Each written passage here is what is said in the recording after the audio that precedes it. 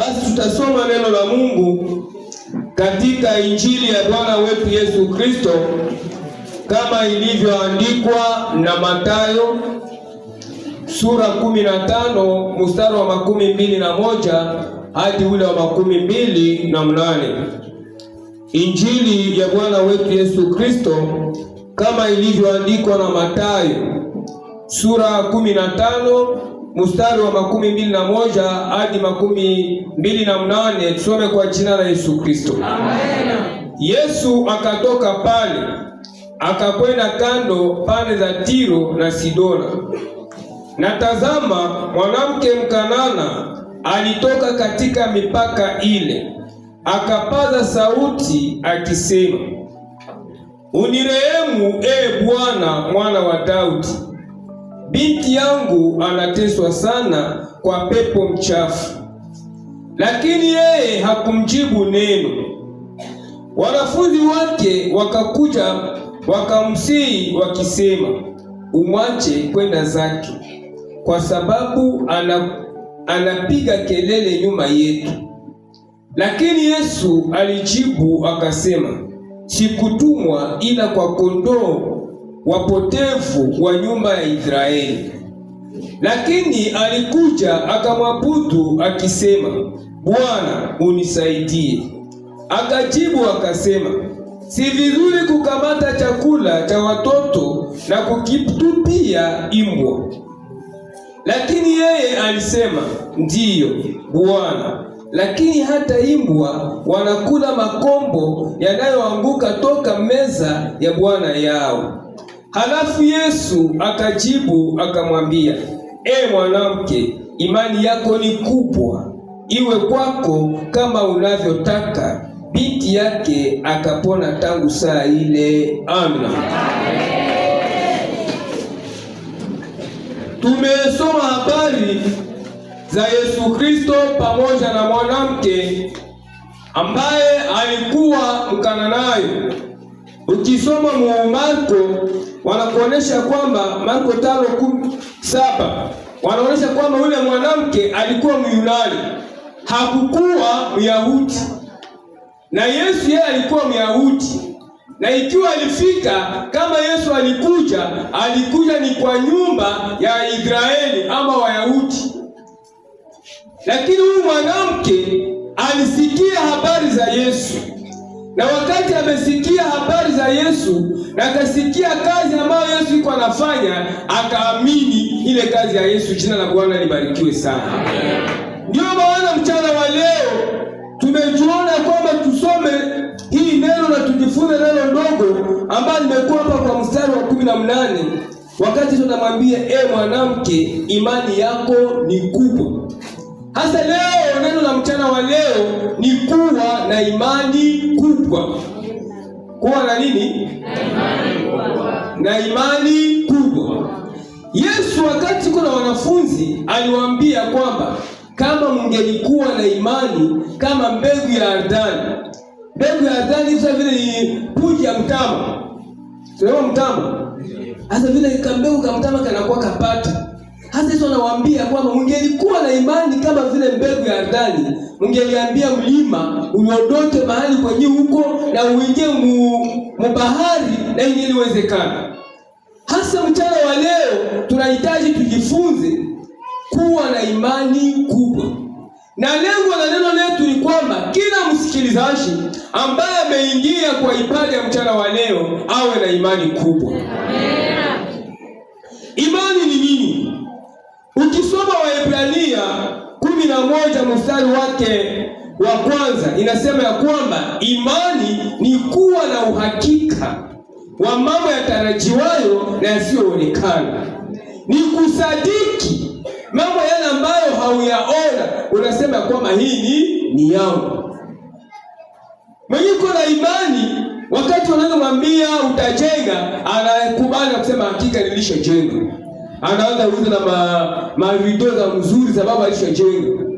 Kama ni dada wakimwambia kwamba utafanya harusi, anaanza kujikamata sawa vile binti mwenyewe alishafanya nini? Alishaolewa. Mwenyewe alishaanza kuoa. anaanza jiheshimia, sababu anajua kwamba nitafanya ndogo. Kwa imani mambo yote yanawezekana. Yesu anasema ya kwamba pasipo imani hatuwezi kumpendeza Mungu.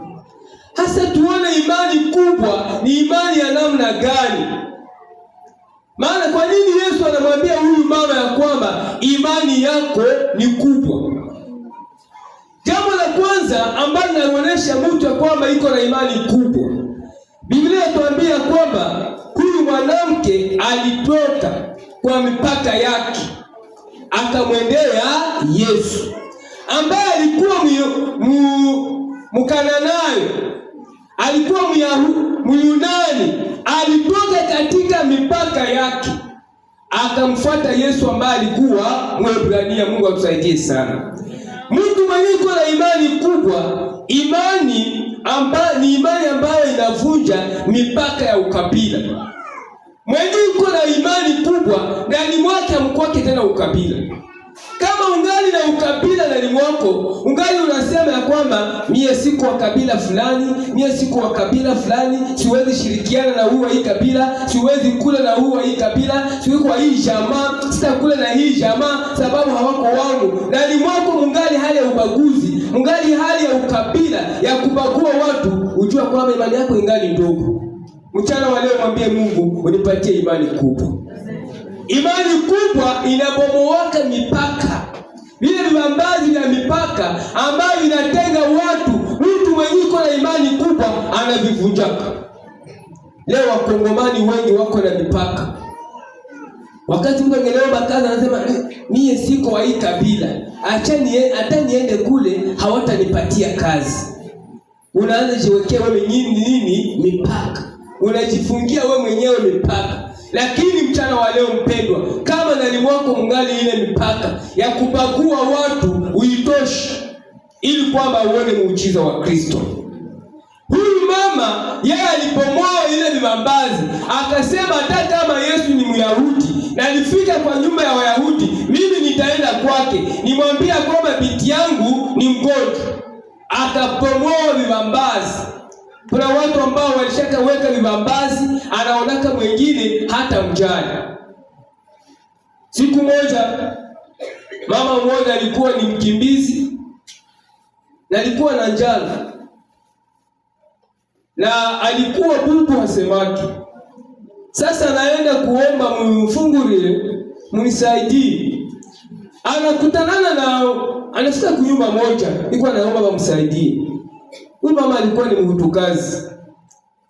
Wakati sasa naona, lakini haiko huyu mwenyewe iko humu.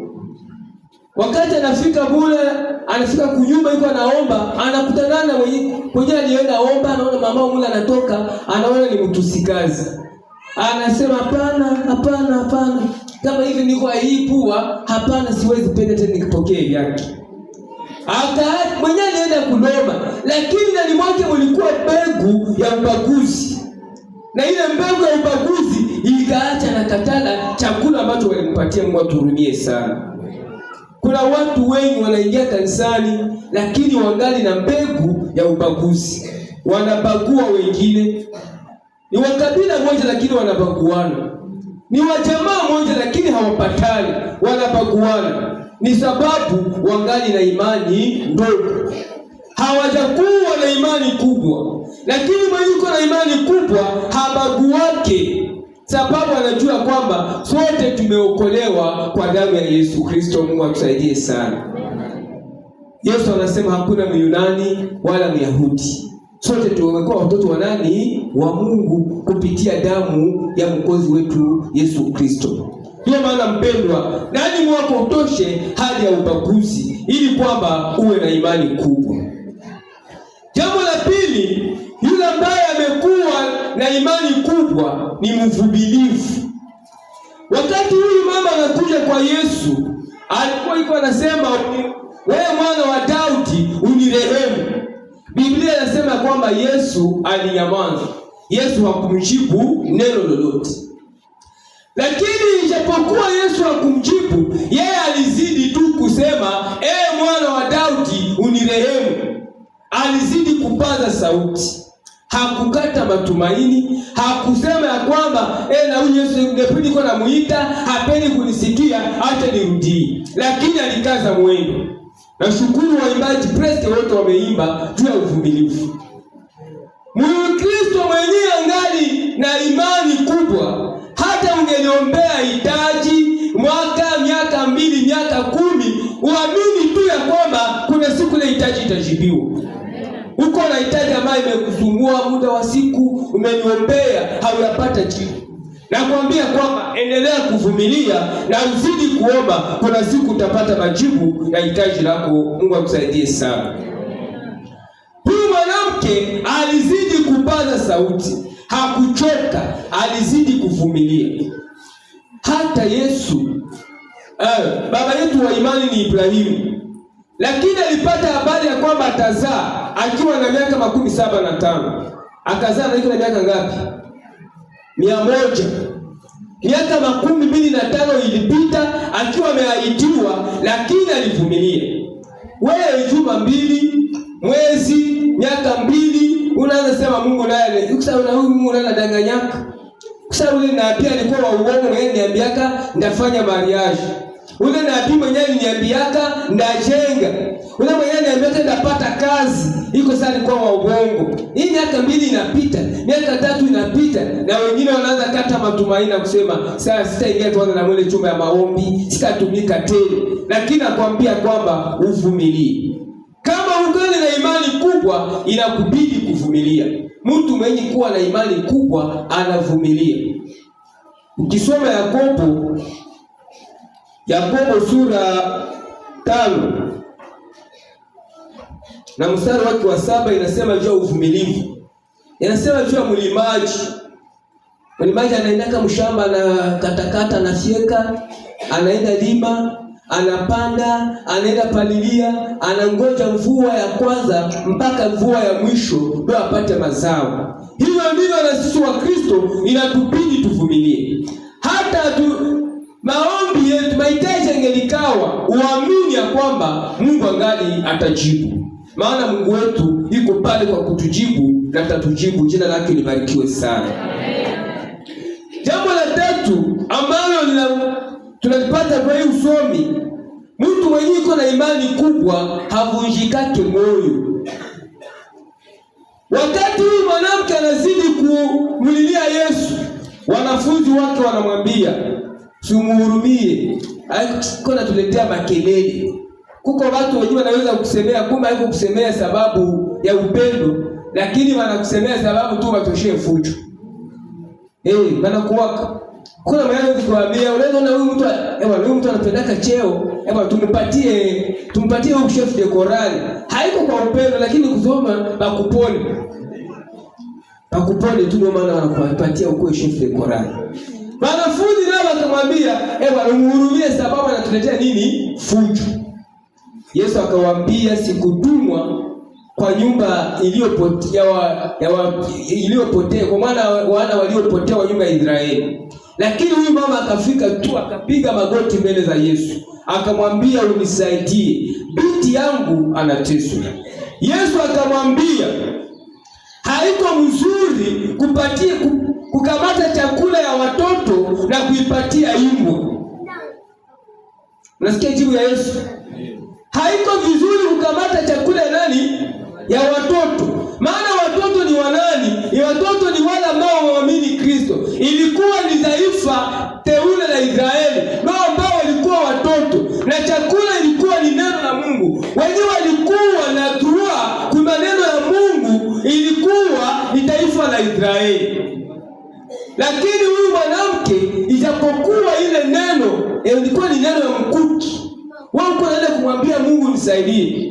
Uko naenda kwa pastor mwambie pastor na kwa uniombee. Kisha pastor anakuambia kwamba chakula ya watoto haipaswi kuipatia imbwa. Tutavunjika moyo. Kwanza sema na ule pastor ni wa kimwili. Sasa tena kwake.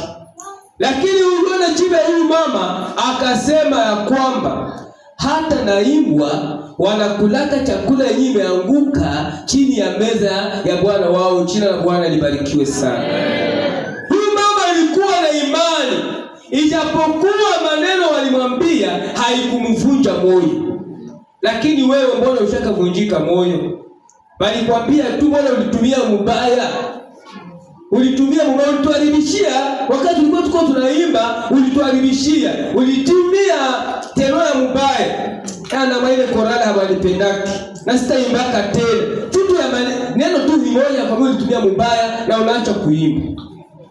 Sababu tu walikwambia unakuwaka masifa, wakati wanakuja unajitowaka, ulikuwa unajitowaka, lakini ukasikia zile watu wanakusemaka unakuwaka masifa. Sababu ile neno tu kasemaka na tangu leo sitatowaka tena. Ulishavunjika moyo. Lakini kuvunjika moyo ni alama ya kuonyesha kwamba imani yako ingali ndogo. Mwenye uko na imani kubwa havunjikake moyo. Majaribu ni mengi. Katika safari tuko ndani, kuko majaribu mengi. Inatubidi kukaza mwendo, inatubidi kuwa wavumilivu. Hata majaribu yangelikuja, usivunjike moyo mpendwa. Watu watakusema, watu watakuchukia, watu watakuacha. Utapata na majaribu na kosa mwenyewe kwa kuombea, usivunjike moyo. Ujue kwamba ile ni kipimo ya imani ambayo uko nayo. Mwenye uko na imani kubwa, yeye haonake watu, haonake masemi ya watu. Hata watu wangelimtema, hata watu wangelimutilia vikwazo, hataona vile vikwazo, ataona aliyemuita, yani Yesu Kristo. Mwenye umeamini ni Yesu Kristo. Haukuamini pastor, haukuamini chef de chorale, haukuamini mwalimu, haukuamini mtu yeyote, lakini umemwamini nani? Yesu Kristo. Hata ungelikutana na shida, umwelezee Yesu Kristo naye atakujibu. Mchana wa leo mpendwa, uangalie kama uko na imani kubwa. Tumesema ya kwamba imani kubwa, mtu mwenye uko na imani kubwa, yeye alishakavunja vibambazi, vile vibambazi vya ukabila, na ni waka amkwete na ukabila, amkwete na kubagua watu. Yeye watu wote, akuwa wa lugha mbalimbali, akuwa wa kabila gani, wote anawakamata kwamba ni watoto wa Kristo, na yeye amekuwa mtoto wa Kristo, wote ni wandugu katika Yesu. Tumesema jambo la pili ya kwamba mwenye uko na imani kubwa ni mtu wa uvumilivu. Hata angelikutana na shida, anavumilia. Hata angelikutana na maneno, vikwazo mbalimbali, anavumilia. Na jambo la tatu tumesema ya kwamba mwenye iko na imani kubwa, yeye havunjikake moyo. Kama ulishavunjika moyo, ni kushindwa kwa imani. Umwambie Mungu tena, unitie nguvu. Mchana wa leo, wewe mwenyewe unajua kwa zile mambo tatu ambayo tumezungumzia, inakuleta kujua kwamba kama uko na imani kubwa wala kama imani yako ingali ndogo. Kama imani yako iko kubwa, mwambie Mungu aendelee kuzidishia imani, isonge mbele na kuendelea mpaka siku atakapokuja kuchukua kanisa. Na kama imani yako ingali ndogo, unaona kwamba mimi alama kitu ya ubaguzi ngani ni mwangu, mimi ningali navunjika moyo, wakati wangenisema mimi nataka kufanya kazi ya Mungu, umwambie Mungu nitie nguvu, uniwezeshe na mimi niwe